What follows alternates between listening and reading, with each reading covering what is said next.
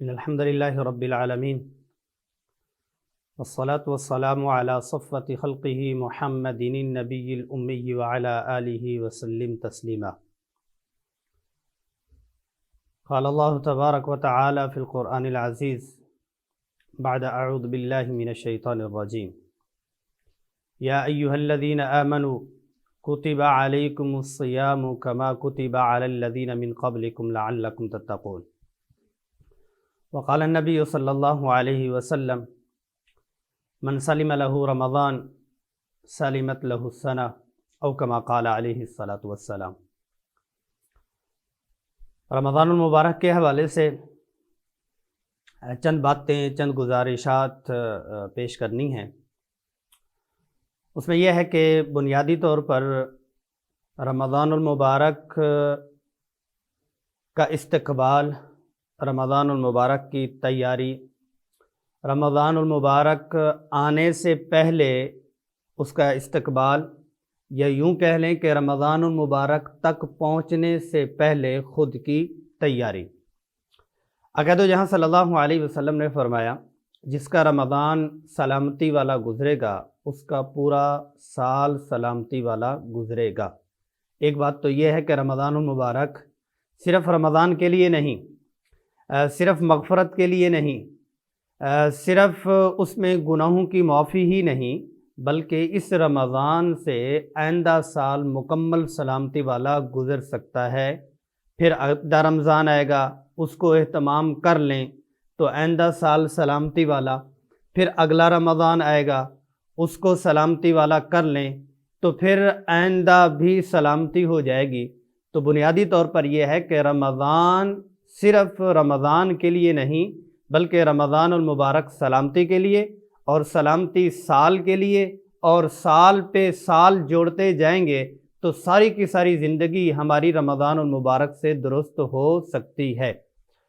تو بنیادی چیز یہ ہے کہ رمضان المبارک آنے سے پہلے جو استقبال کرنا ہے، اس استقبال کی تیاری کیسے ہونی چاہیے، وہ استقبال کیسے کرنا چاہیے. سب سے بنیادی چیز تو یہ ہے کہ حلال روزی کا اہتمام کیا جائے، انتظام کیا جائے. اس میں ایک بہت بڑا عمل بھی ہے.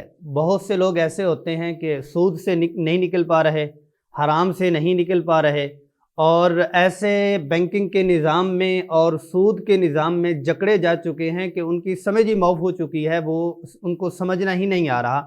تو وہ ایک مہینہ رمضان المبارک حلال روزی کے ساتھ گزار لیں، ساتھ میں اللہ سے دعا کر لیں، تو اس رمضان کی برکت سے ان کو سارا سال، ساری زندگی حلال روزی ملے گی اور یہ سلامتی والا ہو جائے گا. تو بنیادی طور پر کیا ہے کہ حلال روزی کا انتظام کر لینا. اور اس کے ساتھ یہ بھی ہے کہ رمضان المبارک کیونکہ بابرکت ہے، جیسے حدیث شریف میں آتا ہے کہ انسان اللہ کے سامنے روتا ہے، گڑ گڑاتا ہے اور تضرع کرتا ہے، آہو زاری کرتا ہے، آہو بکا کرتا ہے، اور حد درجے تک چیختا اور چلاتا ہے: انا یستجاب لہ، اس کی دعا کیسے قبول ہو جائے، اکلہ حرام، اور اس کا کھانا حرام ہے، اس کا پینا حرام ہے، اس کا لباس حرام ہے، تو اس کا کچھ بھی قبول نہیں ہوگا. تو بنیادی طور پر استقبال رمضان کے لیے کیا ہے کہ ہم نے خود کو حلال روزی کا انتظام کرنا ہے. دوسری بات یہ ہے کہ جس چیز کی جو حیثیت ہوتی ہے اس کا علم سیکھنا بھی اسی حیثیت سے ہوتا ہے. رمضان کا روزہ فرض ہے تو رمضان کا علم بھی فرض ہے. روزہ فرض تو روزے کا علم بھی فرض، نماز فرض تو نماز کا سیکھنا بھی فرض، حج فرض تو حج کا سیکھنا بھی فرض. تو رمضان المبارک میں رمضان آنے سے پہلے، روزہ رکھنے سے پہلے، روزہ کا جو علم ہے، کن چیزوں سے روزہ ٹوٹتا ہے، کن چیزوں سے مکروہ ہو جاتا ہے، کن چیزوں سے اس میں ثواب میں کمی آتی ہے، تو اس علم کا سیکھنا بھی ضروری ہے. دوسرا یہ ہے کہ رمضان المبارک سے پہلے خود کو آپ عبادت کے لیے فارغ کریں، فری کریں. اللہ جل جلالہ نے رسول اللہ صلی اللہ علیہ وسلم کو کیا فرمایا؟ فَإِذَا فَرَغْتَ فَانصَبْ وَإِلَىٰ رَبِّكَ فَارْغَب، جب آپ فری ہو جائیں، فارغ ہو جائیں تو میرے لیے عبادت کے لیے کھڑے ہو جائیں۔ تو سوچنے کی بات ہے، بڑی گہری بات ہے کہ رسول اللہ صلی اللہ علیہ وسلم کن کاموں سے فری ہو کے اللہ کے سامنے کھڑے ہوں۔ آقا دو جہاں صلی اللہ علیہ وسلم کی مصروفیت کیا تھی؟ وہ تو سماجی خدمات تھیں، وہ تو امت کے لیے پل پل لمحہ لمحہ وقف تھے، وہ تو ایک ایک لمحہ امت کے لیے ہی کھپ رہے تھے۔ ذات کو تو انہوں نے اپنے سامنے نہیں رکھا، اولاد کو رکھا نہیں، روزی کو رکھا نہیں۔ تو پتہ یہ چل رہا جتنے بھی سلسلے ہیں امت کے وہ ثواب کی چیز ہے، لیکن اللہ کے سامنے عبادت کے لیے کھڑا ہونا، براہ راست اللہ کی عبادت کرنا کچھ اور ہے۔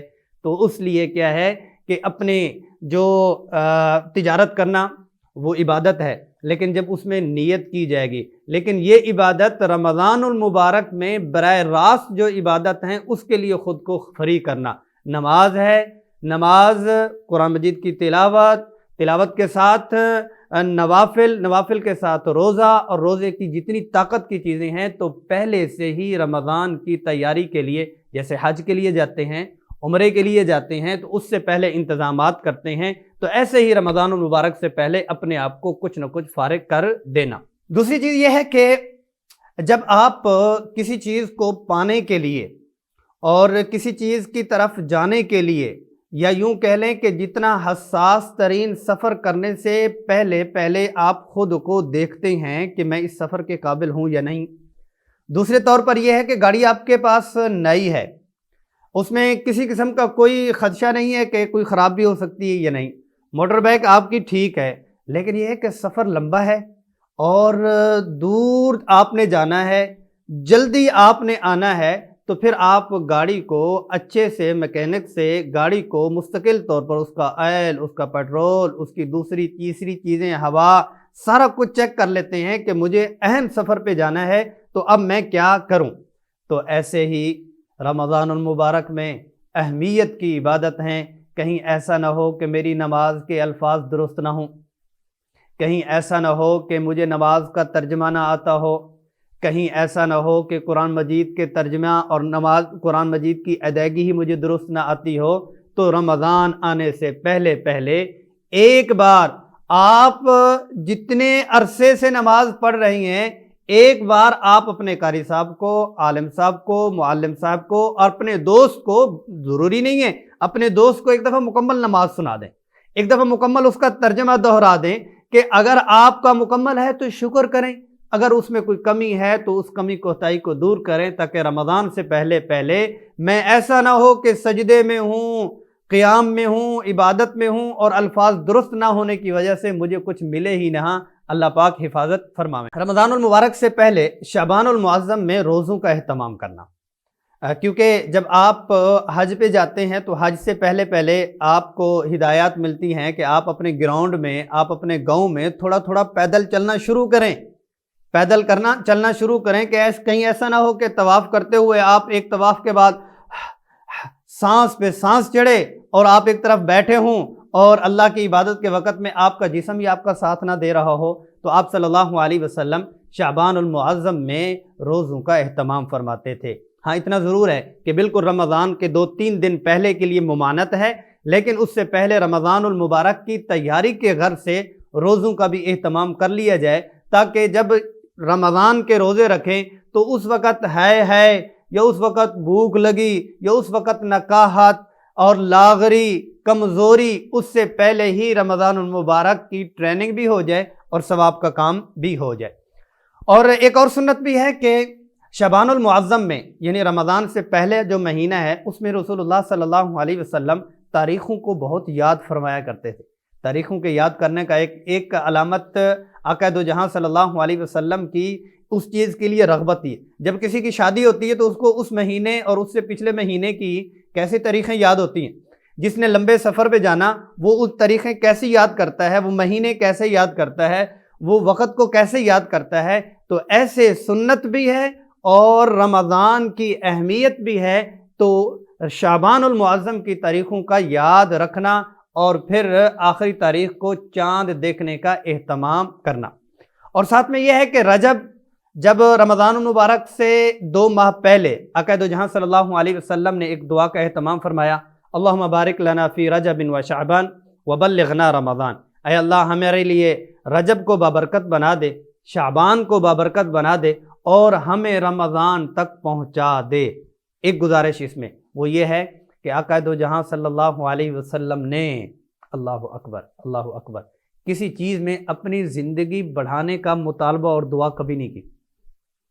اس موقع پر رسول اللہ صلی اللہ علیہ وسلم اللہ پاک سے فرما رہی ہیں کہ میری زندگی کے 2 مہینے بڑھا دیجئے، میری زندگی کے 2 مہینے بڑھا دیجئے، مجھے شعبان بابرکت بنا دیجئے، مجھے رجب بابرکت بنا دیجئے اور مجھے رمضان المبارک تک پہنچا دیجئے کہ جس کا ایک ایک لمحہ، ایک ایک پل اتنا قیمتی ہے کہ اس میں اللہ جل جلالہ جنت کو ہمارے لیے فری کر دیتے ہیں، جہنم کو بند کر دیتے ہیں۔ تو رمضان المبارک اور ایک مبارک سفر سے پہلے یہ چند چیزیں تھیں، اس کے لیے میں نے آپ کے سامنے گزارشات کر لی۔ ایک اور گزارش جس کا تعلق خواتین کے ساتھ ہے وہ بھی میں پہلے ہی پیش کر دیتا ہوں۔ جیسے ہم عید کی تیاری کے لیے بازار جاتے ہیں اور شاپنگ وغیرہ کرتے ہیں، تو ایسے عید کی تیاری مکمل رمضان المبارک سے پہلے ہی کر لیں۔ رمضان المبارک کچن کے کام ہیں، دالیں ہیں، وہ چاول ہیں، وہ دوسری چیزیں ہیں، اس کی صفائی، اس کی خریداری اللہ نے وسعت دی ہے تو وہ پہلے ہی کر لیں۔ اچھا یہ ہے کہ وہ کیا ہے کہ وہ لہسن ہے، وہ دوسری چیزیں ہیں، تیسری ہیں، اس کو براؤن کر کے پہلے سے رکھ لیں۔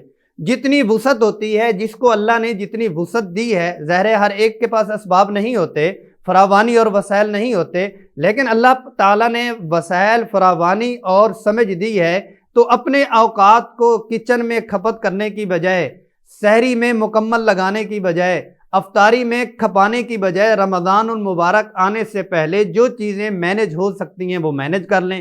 ایسے ہی گھر مکمل کی صفائی آپ نے جو عید پر کرنی ہے، وہ آپ رمضان کا پہلا دن، پہلا روزہ عید سمجھیں، اور اس عید کے لیے اپنے کپڑے، میں اس لیے عرض کر رہا ہوں کہ آخری عشرہ کتنا حسین ہوتا ہے، رمضان المبارک کی عبادت کا وہ مغز اور نچوڑ ہوتا ہے، وہ عید کی تیاری کی وجہ سے ہمارا برباد ہو جاتا ہے۔ لفظ میں نے سخت استعمال کر لیا، اور حقیقت یہ یا تو شاپنگ میں، یا تو گھر کی تیاری میں، یا تو وہ کپڑوں میں، یا گھر کی صفائی میں، یا تیاری میں۔ تو ہم عید کب سمجھیں؟ جب رمضان المبارک کا پہلا دن ہو۔ اللہ جل جلالہ ہم سب کو استقبال رمضان سے پہلے تیاری کرنے کی توفیق نصیب فرمائے۔ نیت المؤمن خیر من عملہ، مومن کی نیت اس کے عمل سے بہتر ہے۔ میں اگر ان چیزوں کا اہتمام کر کے نیت کر لوں گا تو مجھے مقبول تمام روزوں کا ثواب، مقبول تمام تراویح کا ثواب، مقبول جو نیت تلاوت کی ہوگی اس کا مجھے ثواب ملے گا۔ اللہ کریم عمل کی توفیق نصیب فرمائے۔